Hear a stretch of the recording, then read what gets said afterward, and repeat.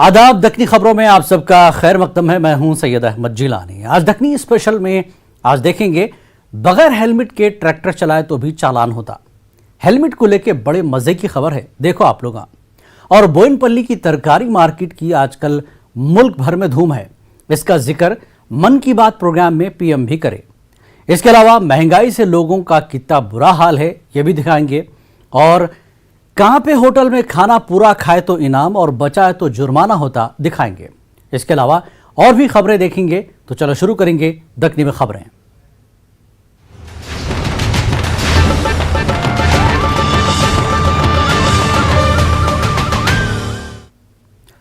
Two wheeler वालों को helmet जरूरी है, ये तो सबको मालूम ही है। और अगर किसी कने ट्रैक्टर है तो हेलमेट पहन के निकलो, नहीं तो चालान हो जाता। अरे ये क्या बात हुई, ट्रैक्टर चलाए तो भी हेलमेट? यकीन नहीं आ रहा ना? देखो ये रिपोर्ट।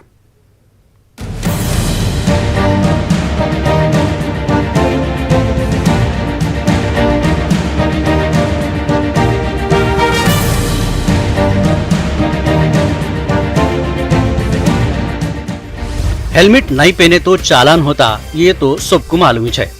पहले ट्रैफिक पुलिस वाले हेलमेट नहीं पहने तो रोक के चालान करते थे, मगर अब हर चौरास्ते पे पुलिस वाले फोटोआं खींच रहे हैं। इधर फोटो खींचे की नहीं की, उधर दूसरे दिन मोबाइल पे मैसेज आ जाता।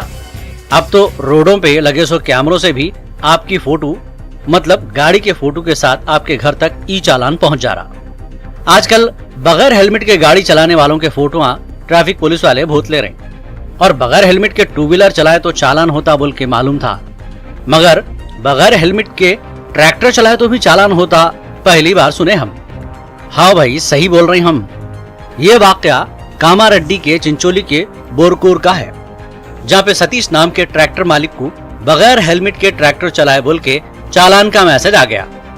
बेचारे सतीश का बोलना है इससे पहले भी इसको 3 चालाना ऐसो है कते, और ये बेचारा वो चालाना अदा भी कर दिया और अब फिर वैसी चालान का मैसेज आया। अब ट्रैफिक डिपार्टमेंट वाले बोल रहे होंगे इन्हीं चालाना बन रही तो भेजते जाओ, बोले जैसा भेजते जा रहे हैं। मगर सतीश बोल रही ये क्या तो भी मुसीबत है। बेचारा परेशान होके ट्रैफिक डिपार्टमेंट से इंसाफ का मुतालबा करा। నాకు గత 2019 నుంచి నాకు బండి మీద ఛానల్ పడతా ఉన్నాయి। అంతకుముందు 3 ఛానల్ పడితే కట్టుకున్నా, తర్వాత నా బండి ఇంటికాడ ఉన్నా కానీ నాకు ఛానల్ పడుతూనే ఉన్నాయి। 2019, 20 ఫ్రెష్గా మళ్ళీ 21 నిన్న 20 తారీఖు ఛానల్ వచ్చింది। ట్రాక్టర్కు హెల్మెట్ లేదా, డ్రైవర్కి హెల్మెట్ లేక బండి నడుపుతున్నా అని చెప్పేసి నేను ఛానల్ పంపించడం జరిగింది। మద్దికుంట మది ఎక్స్ రోడ్ అక్కడ నుంచి నాకు చాలా మెసేజ్ వచ్చింది సార్। దీనికోసం పోలీసులు నాయన దయ తలిచి దీన్ని చర్య తీసుకోగలరని మనం। ट्रैक्टर चलाए तो भी हेलमेट हमारे समझ में नहीं आया। हम बोले ऐसा कैसा, थोड़ी छानबीन करे तो मालूम हुआ बाइक का चालान ट्रैक्टर वाले को पहुंच गया।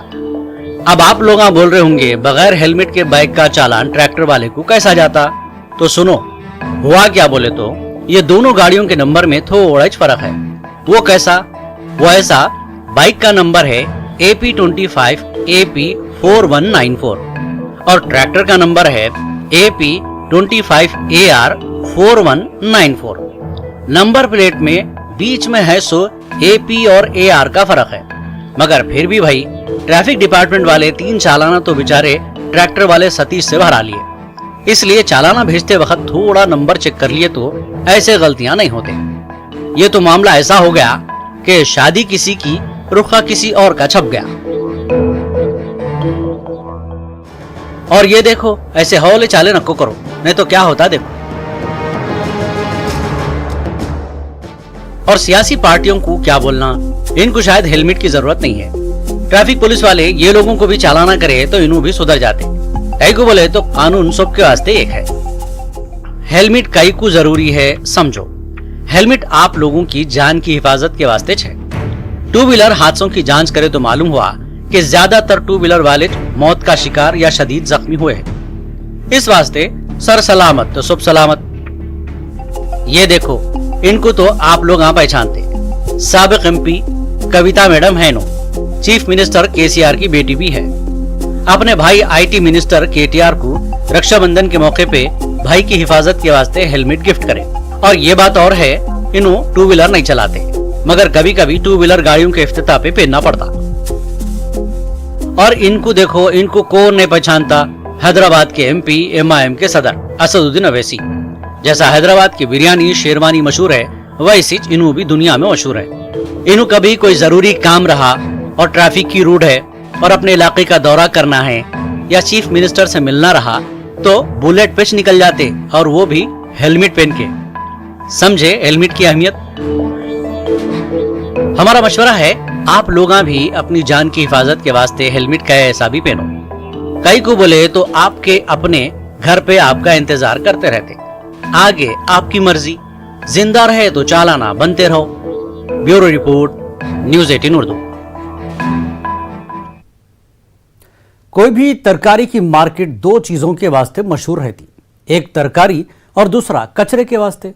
मगर अपने सिकंदराबाद बोयिनपल्ली की मार्केट की आजकल मुल्क भर में धूम है।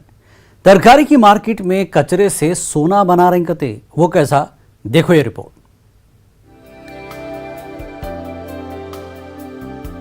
मुल्क भर में एक दिन में 1 लाख टन सब्जियां फला वेस्ट हो रहे कते। Kitchen waste, market waste, food waste से बायोगैस बना सकते बोल रहे हैं। इससे पहला फायदा कचरे को ठिकाना लगाना और इससे बायोगैस और करंट खाद तैयार कर सकते कते। हमारा देश ऐसे है कि ना बहुत ऑर्गेनिक वेस्ट जनरेट होता है, क्योंकि वेट वेस्ट बोलते हैं उसको। वो कम से कम 60%, 50 to 60%, लगभग मतलब 50 to 60,000 टन हर दिन बना रहे हैं। हम क्या कर रहे हैं ना, आजकल वो वेस्ट को सब मिला के जुला के लैंड फिल्स को भेज रहे हैं। सो ऐसे नहीं करना चाहिए। सो ऑर्गेनिक वेस्ट जो भी जनरेट होता है ना, kitchen waste, market vegetable waste and food waste वगैरह, उसको उससे हम बायोगैस जनरेट कर सकते हैं। वो बायोगैस वो ऐसे फ्यूल है कि उसको कुकिंग में यूज़ कर सकते हैं, पावर जनरेशन कर सकते हैं, नहीं तो कंप्रेस्ड बायोगैस बन सकते हैं, उसको फ्यूल व्हीकल भी चला सकते हैं। सिकंदराबाद की बोयिनपल्ली मार्केट में बायोगैस प्लांट लगा, इससे सब खुश है। एक दिन में प्लांट से तकरीबन 10 टन कचरे को इस्तेमाल करके 30 किलो बायोफ्यूल के साथ साथ रोजाना 500 यूनिट बिजली तैयार कर रहे कते, और सड़ी गली सब्जियों से करंट बना के मंडी को रोशन कर रहे। गैस से मार्केट की कैंटीन में पकवान हो रहा। इसके अलावा भी गैस लिफ्ट रिएक्टर टेक्नोलॉजी बोलते हैं, वो बायोगैस जनरेट करके सेम किचन को दे रहे हैं एलपीजी, ताकि एलपीजी कम कर रहे हैं, एलपीजी का कंजम्पशन कम कर रहे हैं। सो ये सब अराउंड 20 प्लांट तक लगा है different across India. PM Narendra Modi इस मार्केट की अपने मन की बात में खूब तारीफा करे। इन्हों कचरे से कंचन बनाने की यात्रा को मन से बताए। बोयिनपल्ली की मंडी में पहले जो वेस्ट था, आज उसी से वेल्थ क्रिएट हो रही है। यही तो कचरे से कंचन बनाने की यात्रा है। वहां हर दिन करीब 10 टन वेस्ट निकलता है। इस वेस्ट से हर दिन 500 यूनिट बिजली बनती है और करीब 30 किलो बायोफ्यूल भी बनता है। इस बिजली से ही सब्जी मंडी में रोशनी होती है और जो बायोफ्यूल बनता है उससे मंडी की कैंटीन में खाना बनाया जाता है ना कमाल का प्रयास। पीएम तारीफ करते ही तेलंगाना की गवर्नर ने मार्केट का दौरा करे। गवर्नर मैडम प्लांट की कारकर्दगी का मुआयना करे और तरकारी के किसानों से बात करे, साइंसदानों को शाबाशी दिए। सिकंदराबाद मार्केट में बायोगैस प्लांट की कामयाबी के बाद हैदराबाद के 5 सब्जी मंडियों में भी प्लांट लगाने का प्लान बना रहे। इसके अलावा मुल्क भर की मंडियों में भी प्लांट लगाते बोल रहे। एर्रगड्डा, उड़ी मलकापुर और गड्डियानारम, एलबी नगर, कोकटपल्ली, ऐसे सब्जी मंडियाँ हैं इधर। पहले उधर लगाने के लिए सोच रहे हैं, उसके लिए हमको डीबीटी ने फंडिंग भी दिया था। सो पहले उधर लगाएंगे में, उसके बाद हमारा सोच ऐसे है कि पूरा इंडिया में जहाँ भी सब्जी मार्केट से, फॉर एग्जांपल आज़ादपुर मंडी इन दिल्ली, सो उधर भी लगाने के लिए सोच रहे हैं हम। उधर ये गैस पकवान के साथ साथ सीएनजी वाली गाड़ियों में भी इस्तेमाल कर सकते कते। इसके वास्ते गाड़ियों के इंजन को मॉडिफाई करने की जरूरत नहीं है कते। सो हम बायोगैस में 60% मीथेन है, उसको 95% से प्यूरिफाई करेंगे। वो लोग कंप्रेसर करते हैं 250 प्रेशर, बार प्रेशर तक, हम भी कंप्रेसर करेंगे। सो एक ही है, एक उसको इंजन का वगैरह मॉडिफाई करने की जरूरत नहीं है। सिर्फ जैसे सीएनजी यूज करता है वैसे इसको यूज कर सकते हैं। प्रोजेक्ट से क्या क्या फायदा हो रहा इंजीनियर से सुनो। बिजली गैस बना के मार्केट में करंट और एलपीजी का इस्तेमाल करें। लाखों रुपयों की बचत हो रही कते। इसे कहते हैं बायोगैस प्लांट है। ये एनारोबिक डाइजेशन करके प्रक्रिया होती है, जिससे हम लोग ऑर्गेनिक वेस्ट यानी जो गीला कचरा जो कि जिसे कहते हैं उससे हम एनर्जी में परिवर्तित करते हैं। यहाँ पे एनर्जी माने बायोगैस होता है। बायोगैस से हम बिजली पैदा करते हैं, इलेक्ट्रिसिटी भी होती है, और दूसरा एनर्जी का यूसेज है एलपीजी को रिप्लेस करते हैं। मतलब ये बायोगैस को हम किचन में यूज़ करते हैं, एलपीजी का थोड़ा बायोगैस से कुकिंग होती है। और अबाउट 500 यूनिट्स ऑफ इलेक्ट्रिसिटी मतलब 500 किलोवाट आवर्स डेली का यहाँ का कैपेसिटी है। तो वो हम सारी इलेक्ट्रिसिटी हम इन मार्केट यार्ड को दे रहे हैं। 1000 रुपये दिन का, तो महीने का 30,000 रुपये एलपीजी के लिए सेविंग हो जाती है। और अगर इलेक्ट्रिसिटी का देखेंगे तो महीने का 1.5 लाख के करीब इनका सेविंग्स हो रही है। प्लांट कैसे काम कर रहा, इंजीनियर साहब से सुनो। पीछे मेरे बायोगैस प्लांट है, इसका मैं थोड़ा प्रक्रिया आपको समझा देता हूँ कि वहाँ पे जो पीछे मेरे दिख रहा है वहाँ पे क्रशिंग होती है, वहाँ पे वेस्ट रिसीव होता है, वेस्ट वहाँ पे आती है, फिर वहाँ पे कन्वेयर में डाला जाता है। कन्वेयर से क्रशिंग इक्विपमेंट है हमारा, वहाँ पे क्रशिंग इक्विपमेंट से स्लरी बनती है जो पानी में डाल के, फिर वो जाती है डाइजेस्टर्स में, और डाइजेस्टर्स में बायोगैस बनती है। बायोगैस से जो आते हैं बलून्स में बायोगैस हम स्टोर करते हैं, और ये बलून्स में से हम लोग जनरेटर्स में भेजते हैं। यहाँ पे मेरे पीछे लेफ्ट साइड में जनरेटर्स है बायोगैस से, जिनसे इलेक्ट्रिसिटी बनती है। और एक किचन है हमारे यहाँ पे आगे पीछे, तो वहाँ पे भी ये बायोगैस पाइप से जाती है। तो पाइप से गई हुई बायोगैस से वो कुकिंग करते हैं। वेस्ट से इलेक्ट्रिसिटी बना रहे, एलपीजी बना रहे, सेविंग्स हो रही है। और हम लोग खाद भी जो बना रहे हैं वो भी इस कचरे से, वो भी काफ़ी हमारे किसानों के लिए फ़ायदेमंद ठहरेगी। इतनी मुश्किल से प्लांट लगाए, अब इसकी देखरेख भी अपनी जिम्मेदारी है।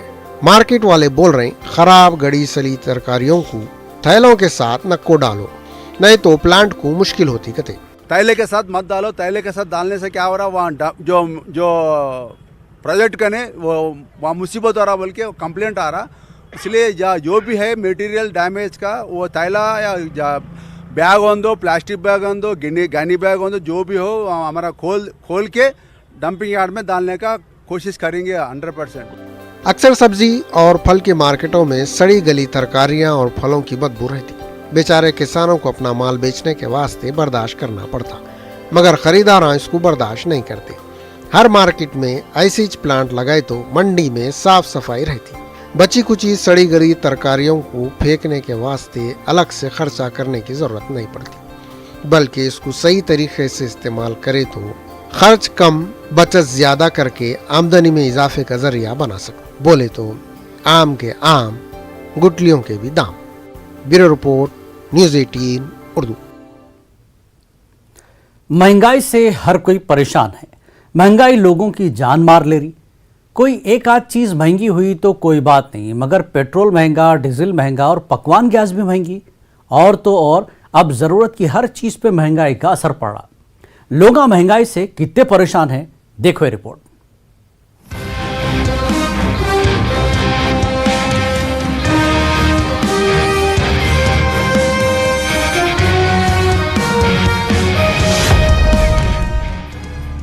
महंगाई इस वक्त धूम मचा रही।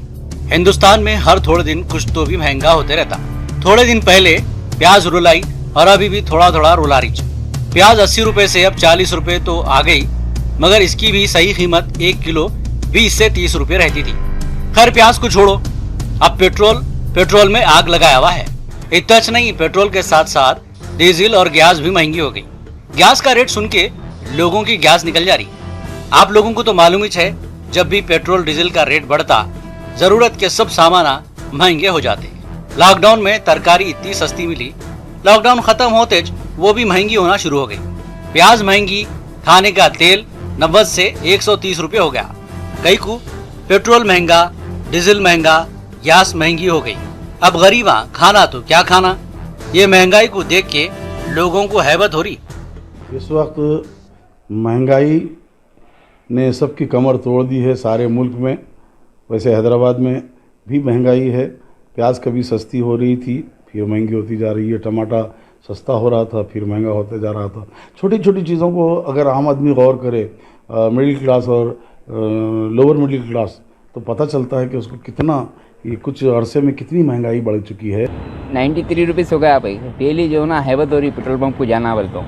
अब थोड़े दिनों बाद तो साइकिल पे आ जाना पड़ता। फिर ऐसा कहीं को लग रहा है अरे भाई कितनी महंगाई बढ़ जा रही। ये दिनों में घर से सौदा लाने निकले तो 100-200 रुपए बस नहीं होते, कम से कम 500 रुपए लेके निकलना पड़ता। अब ऐसे में गरीब आदमी और छोटी फैमिली भी है तो थोड़ा थोड़ा सौदा भी खरीद के लाया तो 2 वक्त के खाने का सौदा लाए तो 300 रुपए तो होना ही चाहिए। ऊपर से कमाई का क्या हाल आप लोगों को तो मालूम ही है। लॉकडाउन खुल के थोड़े दिन ही हुआ, लोग बेरोजगार हो गए, कारोबार सही नहीं चल रही और महंगाई है कि लोगों की जान ले रही। इसका ज्यादा असर नौजवान शादीशुदा जोड़ों और नौजवानों पे पड़ा। वो कई को बोले तो जहेज में गाड़ी तो मिली, पेट्रोल कौन डालेगा इतना महंगा। अम्मा बाबा अब सौदा लाने गाड़ी नहीं दे रहे, साइकिल पे जाके लाओ बोल रहे कते। वो कई को बोले तो नंगा नहाएंगा क्या, निचोड़ेंगा क्या, बोले वैसी हालत हो गई। पेट्रोल का दाम 100 रुपीज़ तक पहुंच चुका है। इसका असर हमारे नौजवान पर बहुत पड़ा है, क्योंकि बाइक में नौजवान लड़के 30 रुपये, 25 रुपये, 40 रुपये का बाइक में पेट्रोल डला के घूम फिर के आते थे। अब तो सवाल ही पैदा नहीं होता वो लोग पेट्रोल डला के बाहर निकलना। अब पेरेंट्स को बोलेंगे 100 रुपये दो तो वो 100 रुपये का पेट्रोल डला के भी थोड़ी देर में वापस आ जा रहा, पेट्रोल खत्म हो जा रहा। पेट्रोल का रेट देखो आप, 93 हो गया, 100 के करीब हो गया। हफ्ते में एक दिन पेट्रोल डलाते बहुत हो गया। पहले 100 का पेट्रोल डला दिए तो 2-3 दिन आराम से गाड़ी चलती थी। अब ऐसा हो गया, घर में लड़ियाँ हो रहे बड़े भाई और बीवी को हफ्ते में एक बार घुमाने लेके जाते थे, अब 2-2 महीने हो जा रहा, कहीं लेके नहीं जा सक रहे। कहीं को बोलते पेट्रोल का रेट बहुत बढ़ जा रहा। एक चीज बढ़ने से हर चीज महंगी हो जा रही। अब तो हालत ऐसी हो गई, भीख मांगने वाले 1 रुपया 2 रुपए दिए तो घूर के देख रहे, और अगर कहीं टिप में 10 रुपये दिए तो गुस्से से उन्हें आपको वापस कर दे रहा। 10 रुपए की तो कोई अहमियत रही नहीं। अब बच्चे भी चिरदंडी के वास्ते 10 रुपये नहीं ले रही, 50 रुपये पूछ रहे। अजी पापा चिरदंडी खाने पैसे दियो। कितने पैसे हो ना? कितने भी दो। चलो जाके ला लो, जाओ। खाली 10 रुपए, 50 रुपए तो भी दो। अरे 50 रुपए कहाँ से लेंगे रे भाई? पहले पेट्रोल दुनिया का महंगा हो गया, पेट्रोल सस्ता होगा खुद देंगे। पेट्रोल कब सस्ता था कि पैसे कम मिलते। केला रख लो तुम्हें। अरे नहीं यार, रख लो, ले खा लो, तुम क्या लेना है ले लो। चलो अलग कर। कैसे है बाबा? ठीक है। ठीक हो? चाय के पैसे देना था। दे भाई कुछ तो भी गरीब औरत को। हेलो जी 10 रुपए। 10 रुपए 100 तो भी दियो जी। खाला चाय पी रहे, पेट्रोल पी रहे। पेट्रोल इतना महंगा हो गया, गाड़ी के बगैर रह भी नहीं सकते। अब थोड़ा थोड़ा करके दलाना पड़ेगा। जैसा प्याज खरीदते थे, आधा किलो 1 किलो से ज्यादा नहीं तो एक दूसरे की गाड़ी को टो करके चला लेना।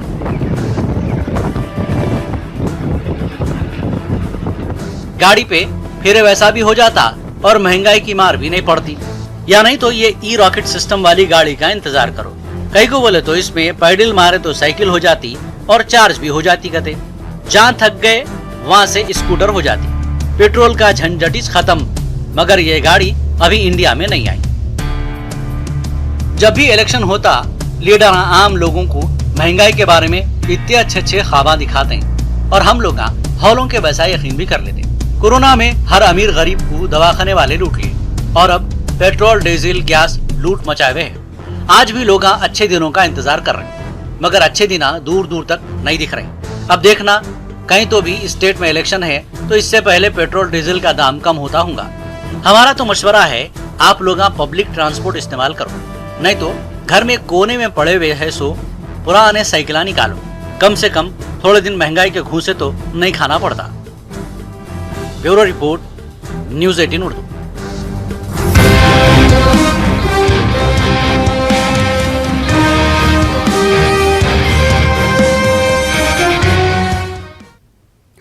तेलंगाना के वरंगल में एक ऐसी होटल है जहां पे मजे का खाना मिलता और मुंह के चटोरे जहां जायका मिलता वहां पहुंच जाते। यहां खाना सस्ता है मगर एक शर्त है। क्या है वो शर्त? देखो ये रिपोर्ट और हमाको दियो इजाजत। अगले हफ्ते आपसे फिर होंगी मुलाकात। आदाब।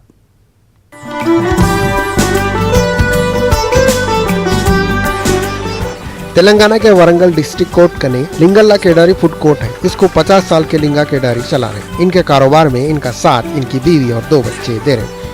लिंगल्ला 1993 में सूबेदारी पोस्ट ऑफिस कने फुटपाथ पे मिर्चियाँ, भजिया और छोटे टिकलियाँ बेचते थे। इन्हें तैयार करते थे सो छोटे टिकलियाँ बड़े बड़े लोगों को भी फुटपाथ पे आके खाने पे मजबूर कर दिए।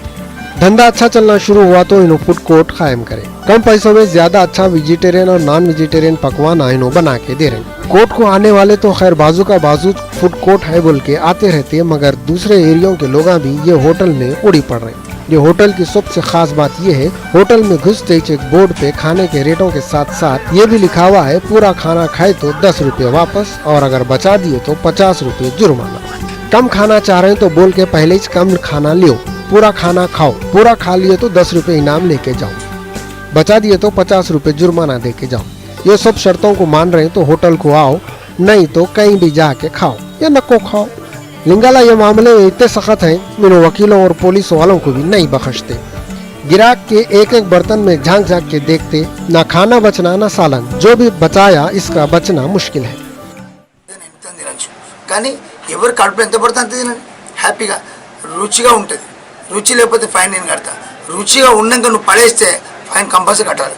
ఎవరికి ఎక్స్ప్లెయిన్ అండి. చాలామంది ఆఫీసర్స్, పెద్ద పెద్ద వాళ్ళు, నాయకులు, జడ్జి చేసే వాళ్ళు కూడా దాన్ని నేను చేసే విషయాన్ని అప్రిషియేట్ చేసి ముగ్ధులయ్యి జుర్మానా వేసిన వాళ్ళు ఉన్నారు. నువ్వు కరెక్ట్ బిడ్డ, మేము ఇంతవరకు ఆహారం గురించి ఆలోచించలేదు, ఏదైనా డబ్బు సంపాదన తెలివని ఆలోచించినాం, కానీ నువ్వు కరెక్ట్ ఆలోచిస్తున్నావు అన్నాడు. అలా నేను బాగా ఇన్స్పైర్ అయినా. అట్లా పెద్దవాళ్ళు కూడా నన్ను ఇన్స్పైర్ చేసేసరికి ఇంకా ఫీల్ అయినా.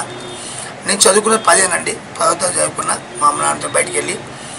కానీ ఇలా సొసైటీ నేను ఎంతైతే అనుకున్నాను, ఒక్కరు మారితే చాలనుకున్నా, కానీ వేల మంది, లక్షల మంది మారిళ్ళు ఇంట్లో పాటిస్తున్నారు. నేను ఇంకో ఏం చెప్పాలనుకుంటున్నాను సొసైటీకి అంటే, మీరు ఇంట్లో వండుకునే భోజనం నలుగురు జరిపే అన్నం ఎంతైతే సరిపోతుందో అంత వండే బదులు ముగ్గురు జరిపే అన్నం వండండి. అది నలుగురు షేర్ చేసుకుని తినండి.